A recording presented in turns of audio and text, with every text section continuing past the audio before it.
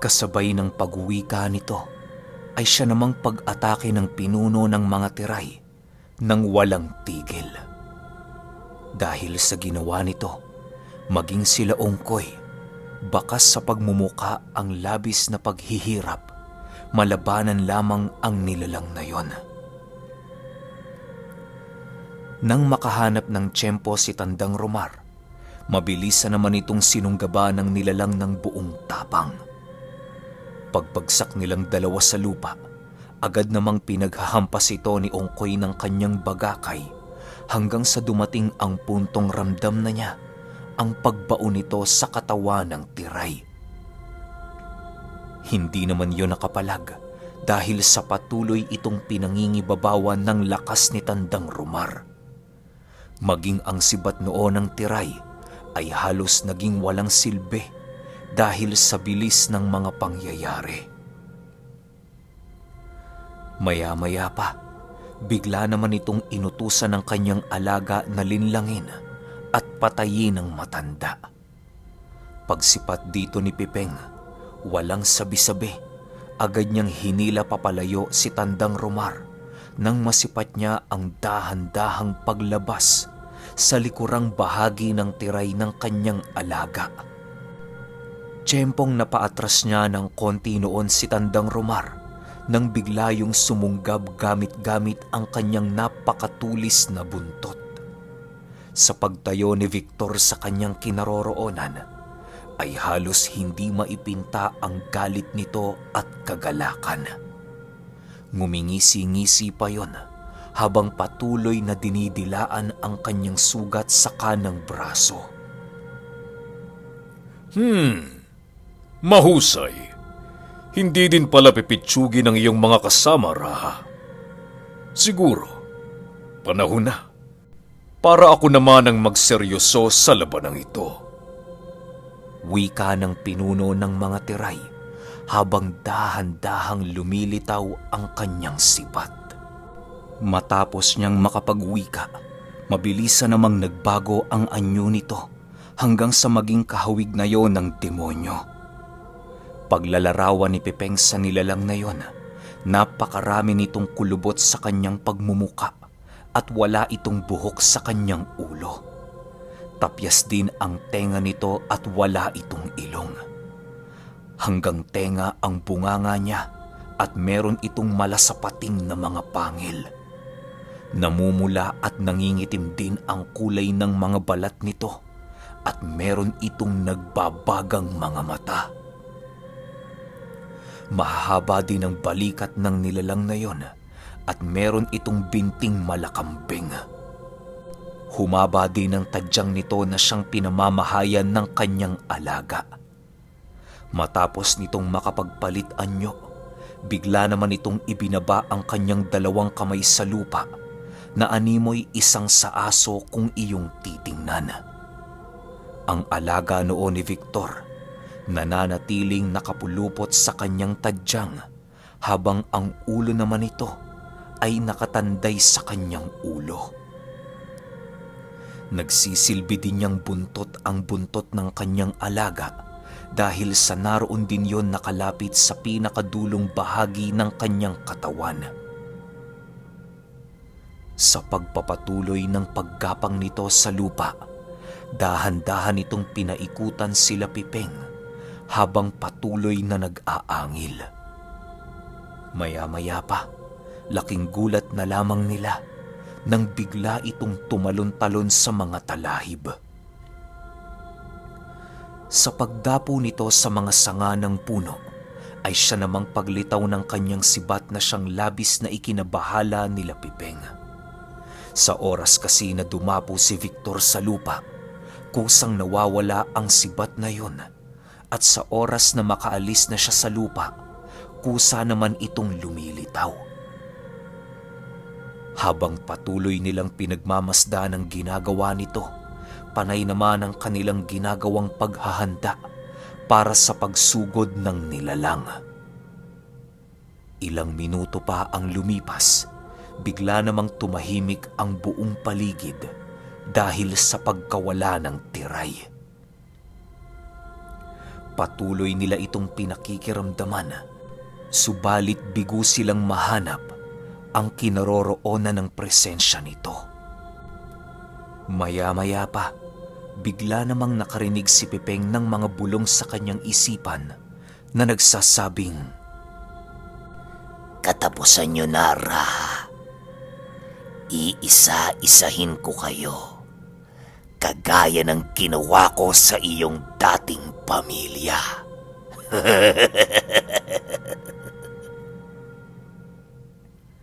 Matapos niyang marinig ang mga tinig na yon, paulit-ulit naman siyang nagsisisigaw sa buong paligid upang insultuhin ang pinuno ng mga tiray. Sa paglipas pa ng ilang minuto, dahan-dahan na nga silang natigilan sa kanilang kinaroroonan nang makarinig sila ng pananakbo sa buong paligid. Napakabilis ng takbo nito at halos wala itong nililikhang ingay. Segundo lamang noon ang naging pagitan nang maramdaman ito ni Pipeng na papalapit na sa kanyang likuran. Walang sabi-sabi, agad niyang tinawag ang kanyang gabay upang saluhin ang nagbabadyang pag-atake ng pinuno ng mga tiray. Dahil sa gamit din ito ang kanyang sibat na nakuha, kung kaya't hindi yon nagawang mapangibabawan ni Victor. Pagsipat sa kanya ni Ungkoy, agad naman itong sumugod dala-dala ang kanyang bagakay na punong-puno ng mga dasal. Nang tuluyan na siyang makalapit sa nilalang, mabilisan naman niya itong pinaghahampas ng kanyang bagakay habang patuloy na umiihip ng kanyang mga dasal. Nakakaramdaman noon ng pagod at pagkahilo si Ungkoy dahil sa kanyang mga engkantasyon. Patuloy pa rin itong tinatataga ng kanyang sarili, alang-alang sa kanyang mga kasama. Sa pagpapatuloy ng kanyang paghataw ng bagakay sa tiray, bigla naman siyang natigilan nang maramdaman niya ang pagkaputol nito. Hindi mo ba nauunawaan? Walang armas ang makakatalo sa sandata ko, maliban sa sibat na tangan-tangan ng maalamat na antingero. Wika ng tiray. Kasabay ng pagwika nito ay siya namang pag-unday niya ng saksak sa dibdib ni Ungkoy. Nang masipat naman ito ni Pipeng, agad niyang hinila papaatras ang kanyang kaibigan upang hindi yon mapuruhan. Sakto lamang na lumapat sa kanyang kasuotan ang dulo ng sibat, kung kaya't wala siyang natamong sugat. Matapos ang mga pangyayaring yon, agad namang nangitim ang kanyang buong kasuotan dahil sa lasong tangan-tangan ng sandata ni Victor. Habang tinatanggal niya ang kanyang damit, patuloy namang nakikipaglaban si Tandang Romar sa sukdulan ng kanyang kakayahan. Iniwan na din ni Pipeng noon si Ungkoy upang mabigyan ng tulong ang matanda. Sa pagpapatuloy ng kanilang labanan, kitang-kita ni Tandang Romar ang pagiging magkapantay nila Pipeng at ng pinuno ng mga tiray. Hindi nga siya nakakasabay sa mga ito sa kadahilanang hindi niya nagagawang malagpasan ang napakahabang sibat na daladala ni Victor. Paulit-ulit niyang pinagtatangka ang lapitan nito, ngunit naging mailap yon sa kanya. Sa pagsapit ng 8:00 ng gabi, halos mapalahod na si Pipeng at si Tandang Romar sa lupa dahil sa labis na pagod. Naghahabol hininga na din ang mga ito at halos hindi na magkabigkas ng mga katagang magpapalakas ng kanilang mga bakod at puder sa katawan.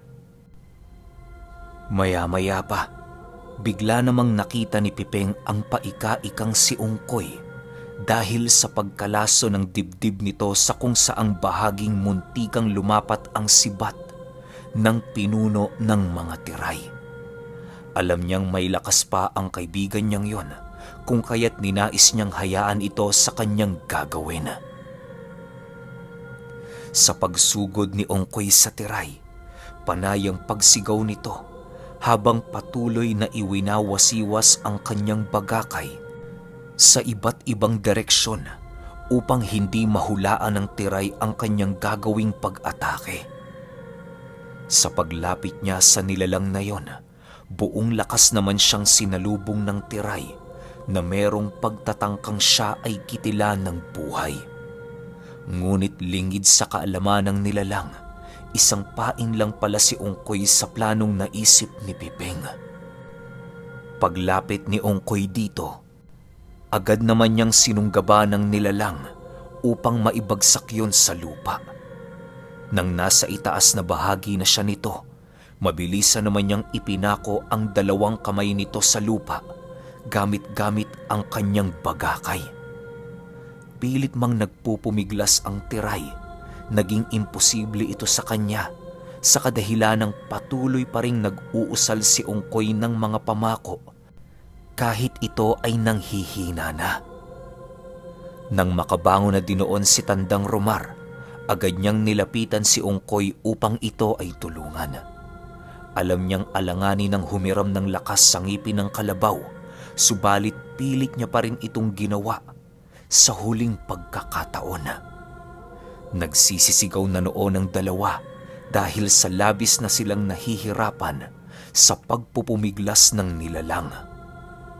Nang tuluyan na ding makatayo noon si Pipeng, agad niyang tinawag ang kanyang sibat na siyang hawak-hawak ng bathala. Kisap mata lamang noon ang pagitan nang tuluyang maitarak ito sa katawan ni Victor. Matapos ang mga pangyayaring yon, bigla nilang nakita ang pag-agnas ng buong katawan nito at ang mabilisang paggapang ng isang napakalaking sawa. Pipeng, nagawa ba natin? Nang hihinang tanong ni Ungkoy. Oo, nagawa natin. Natalo natin ang pinuno ng mga tiray. Masayang sagot ni Pipeng.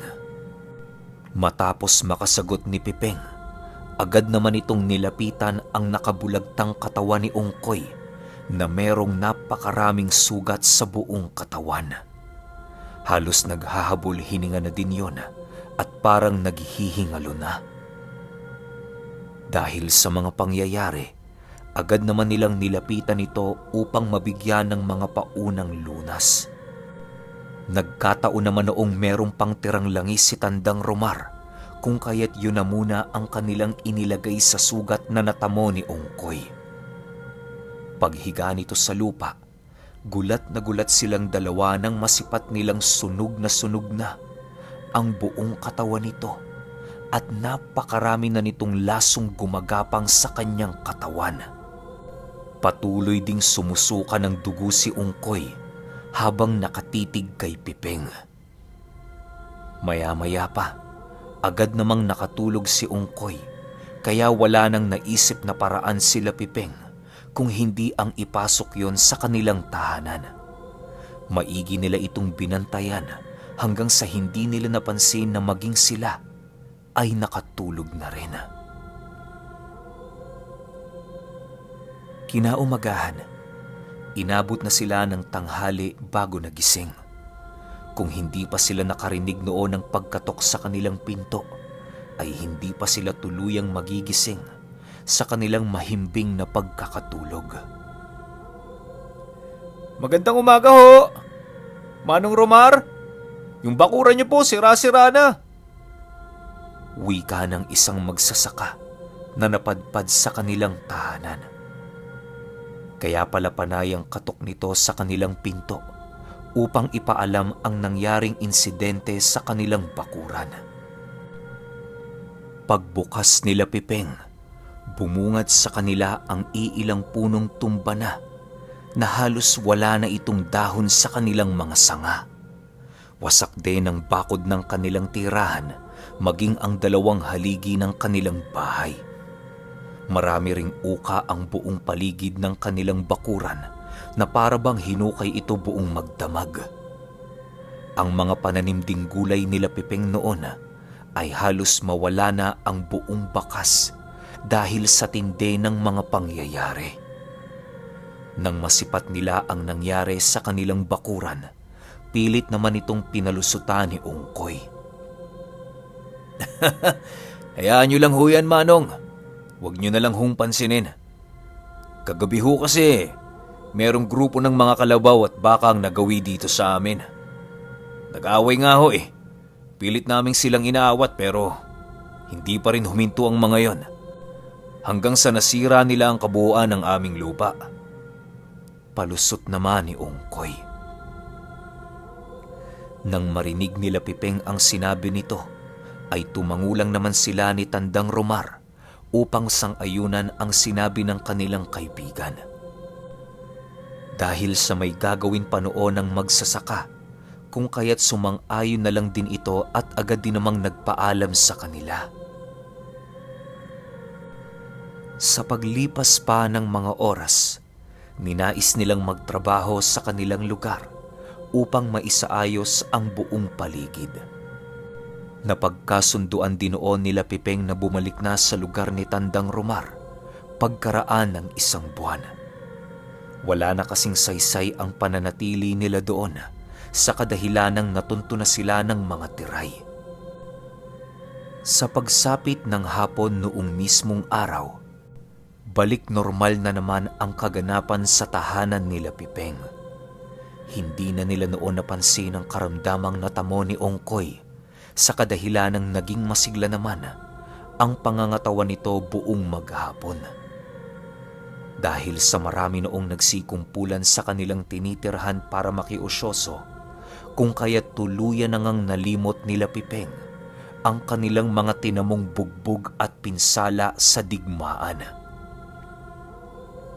Napakarami namang naging palusot noon ng 3 upang kahit papaano'y mapigilan nila ang pagkalat ng iba't ibang istorya.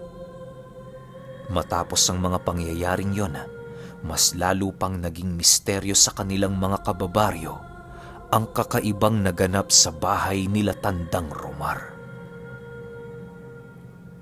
Dahil sa pangyayari, kung kaya't naging matumal na ang mga nagpapagamot sa kanila dahil sa pagkatakot. Mahirap man kasing sabihin ngunit may iilang nagkalat na haka-haka na ang sino mang magpapagamot umano sa kanila ay magiging punteriya ng mga tiray at iba pang uri ng mga nilalang. Sapagkat iniisip ng iilan sa mga matatanda sa lugar na yon na maaaring kalaban sila Pipeng ng isang lahi ng mga nilalang na naghahasik ng lagim sa kanilang lupain. Matapos magkalat ang walang hanggang kuro-kuro sa mga nangyari, napagpasyahan na lamang nilang bumalik na sa tirahan ni Tandang Romar upang makapag-umpisang muli ng kanilang bagong buhay. Panatag na din sila noon kahit papaano, gawa ng alam nila sa kanilang sarili na nagawa na nilang mapaslang ang pinuno ng mga tiray. Ilang buwan pa ang lumipas, marami nang napatunayan noon sila Pipeng sa kanilang larangan. Lahat ng mga iba't ibang uri ng pambabarang at pangkukulam sa kanilang lugar, madali nilang napupuksa dahil sa lalim ng kanilang karunungan. Iniiwasan din sila noon ng mga aswang sa kadahilanang wala itong sinasanto, mapabata mang demonyo o matanda. Sa paglipas pa ng panahon, tuluyan na ngang naging dalubhasa si Pipeng sa kanyang larangan. Hinanap na niya din noon ang kanyang ina, ngunit bigo siyang ito ay matagpuan. Kahit saan mang dako siya noon pumunta, patuloy pa ring sumama sa kanya sila Ungkoy dahil sa napalapit na ang mga ito sa kanya. Yun na din ang itinuring na pamilya ni Pipeng hanggang sa dumating ang puntong merong nangyaring kakaiba sa taong itinuring na niyang ama. Isang araw, habang abala sila Pipeng sa gawaing bahay, bigla na lamang napasigaw si Tandang Romar nang makita niyang nakaluhod na sa papag si Ungkoy habang nakahawak sa kanyang dibdib. Hindi ito makausap ng maayos dahil sa purong pag-ungol lamang ang ginagawa nito na para bang meron itong nararamdamang kakaiba. Habang patuloy nila itong binibigyan ng karagdagang lunas, doon nila nakita ang isang nakakakilabot na bagay na nasa katawan ni Ungkoy. Paghiga nito sa higaan, bigla namang sumambulat sa mga mukha nila Pipeng ang isang kulay itim na bagay na nakakalat na sa buong katawan nito. Tumitibok-tibok yon at parabang meron itong sariling buhay. Raha, sumpa ang iyong nakikita. Marahil ay nakuha yan ni Ungkoy sa inyong pakikipaglaban sa pinuno ng mga tiray. Bulong ng bathala sa kanyang isipan. Nang marinig ni Pipeng ang sinabi nito, agad naman niya itong ipinagbigay alam kay Tandang Romar. Ilang minuto pa ang lumipas, tuluyan namang nagising si Ungkoy at kasabay nito ang kanyang pagpupumiglas sa mga kamay ng matanda. Wala nang nagawa noon sila Pipeng kung hindi ang igapos yun sa pamamagitan ng isang medalyon na punong-puno ng mga dasal. Inilapit niya rin doon ang itlog ng reyna ng mga langgam upang ito ay makatulong sa mabilisan niyang paggaling. Sa patuloy na paglipas ng oras, nananatili lang namang nakaantabay ang dalawa sa lahat ng gagawin ni Ungkoy. Ang iilan sa mga pasyente nila ay kanilang pinauwi nang sa gayoy magawa nilang matutukan ang kanilang kaibigan. Sa paglipas pa ng 3 araw, nananatiling nakaratay si Ungkoy sa kanilang higaan. Hindi na din nila yon nakakausap ng matino dahil sa palaging ungol lamang ang lumalabas sa bibig nito. Kapag sumasapit ang gabi ayon kay Pipeng, naririnig nila itong nagwiwika ng Aray! Aray! Paulit-ulit ang ganoong tinig na nililikha nito hanggang sa tuluyan na itong makatulog. Kung ano-ano naman ang ginawa noon nila Pipeng para lamang makatulong sa karamdaman ni Ungkoy. Kapag mahimbing ang tulog noon ni Ungkoy, nagbabasa naman si Pipeng ng mga libro at libreta na pagmamay-ari ni Tandang Romar. Paulit-ulit siya noong nagsasaliksik upang makahanap ng paraan na magamot ang karamdaman ng kanyang kaibigan. Kahit wala silang ideya noon sa sakit nito, hindi pa rin siya nawawala ng pag-asa. Sa isip-isip ni Pipeng, kung si Ungkoy ay patuloy na nakikipaglaban sa kanyang sakit, bakit niya maiisipang sukuan ito? Pipeng, siguro mas mainam na ipatingin na natin siya sa isang ermetanyong kakilala ko. Hindi ako sigurado kung makakatulong ito. Ngunit alam kong wala na tayong pagpipilian kung hindi ang gawin ng lahat ng paraang ating maiisip. Manalig ka, Pipeng. Alam kong may maitutulong kahit papaano ang ermetanyong kakilala ko. Wika ni Tandang Romar. Nang marinig ni Pipeng ang sinabi nito, agad naman siyang nagtanong sa eksaktong kinaroroonan ng matanda. Ayon kay Tandang Romar, na matatagpuan si Ermetanyong Toran sa isa sa mga bukri ng Kansalakan. Walang eksaktong lugar ang ermetanyo, gawa ng palipat-lipat ito ng kanyang tirahan. Dagdag pa ng matanda na magagawa niyang matunto ng taong yun dahil sa gabay na maaari niyang makuha sa bathala at sa mga engkantong naninirahan sa lugar na kanyang paroroonan. Bibigyan kita ng 1 buwan para mahanap mo ang ermetanyo. Kapag nabigo ka, Pipeng, asahan mo na ang mga pangyayaring labis mong kinakatakutan. Para sa akin, yun na lamang ang paraan para mailigtas natin si Ungkoy. wika ni Tandang Romar. Nang marinig ito ni Pipeng, agad naman nilang pinag-usapan ang mga huling lugar na namataan niya si Ermitanyong Toran. Doon din inilahad ni Tandang Romar ang mga rason kung bakit huli na niyang ibinigay ang impormasyong yon. Matindi kasi ang kanyang paniniwala na magagawang magamot ni Pipeng ang karamdaman ni Ungkoy dahil sa kakayahan nitong magpagaling ng iba't ibang uri ng karamdaman. Dahil sa sinabi ng matanda, agad namang nagwika ang kanyang gabay sa kanyang isipan. Pipeng, ang pagiging maalamat mong antingero ay hindi perpekto kagaya ng inaasahan sa iyo ni Tandang Romar. Tao ka lang din at ang kakayahan mo ay merong hangganan. Sa nangyari sa iyong kaibigan, nalason ito ng tiray at ng kanyang sandata.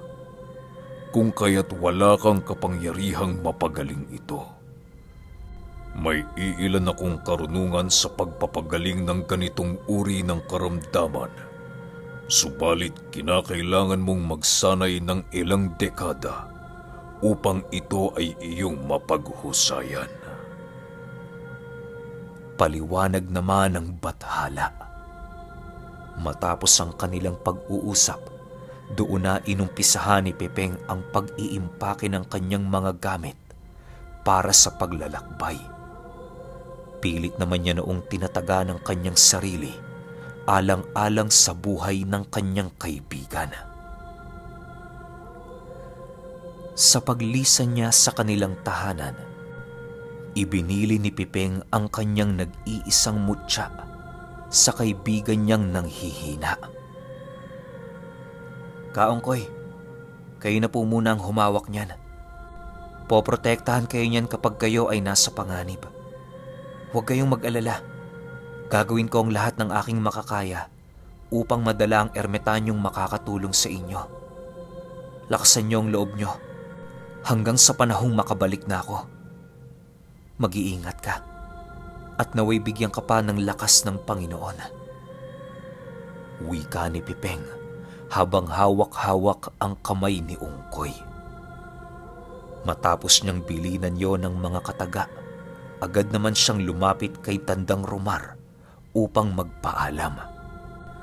Binilinan niya din yon ng mga kinakailangan nitong gawin kapag inaatake na naman si Ungkoy ng kanyang sakit. Bago din siya tuluyang umalis sa kanilang pamamahay, ninais niyang itarak sa kanilang bakuran ang kanyang espiritual na sibat upang magsilbing babala sa kahit na anong demonyo na patuloy pa ring nangingibabaw ang kanyang presensya sa lugar. Nagbaon din siya noon ng isang kutsilyo at tabak na siyang gagamitin niya sa kanyang pagluluto at sa mga panganib niyang makakaharap. Nang makaalis na si Pipeng sa kanilang tahanan, ninais niyang puntahan ang isang bundok na dinadaanan ng sapang kanyang pinagkuhanan ng sibat. Doon niya inumpisahang maghanap sa kadahilanang yon ang pinakamalapit na bukirin sa kanilang baryo. Sa pagpapatuloy ng kwento, muli na namang mag-uumpisa ang bagong kabanata ni Pipeng sa paghahanap ng isang ermitanyong nagngangalang Toran. Okay, grabe, sobrang angas, no? Alam nyo, itong episode na to na nagpapatunay na kahit sino ka pa, kahit sobrang maalamat ka na antingero, hindi ka pa rin perpekto. Si Lord at Diyos lang ang perpekto at kayang gamutin lahat ng uri ng sakit. Kita ninyo, sobrang lakas na ni Pipeng pero kailangan niya pa rin ng tulong sa ibang tao na binigyan din ni Lord ng ibang kakayahan para tumulong din sa iba. Sobrang ganda ng kwento, ang ganda rin ng cycle. Basta, pabang na lang ako sa 15. Pero wala pa tayo eh. Pero habang wala pa, upload muna tayo ng iba. Yun lang. Salamat.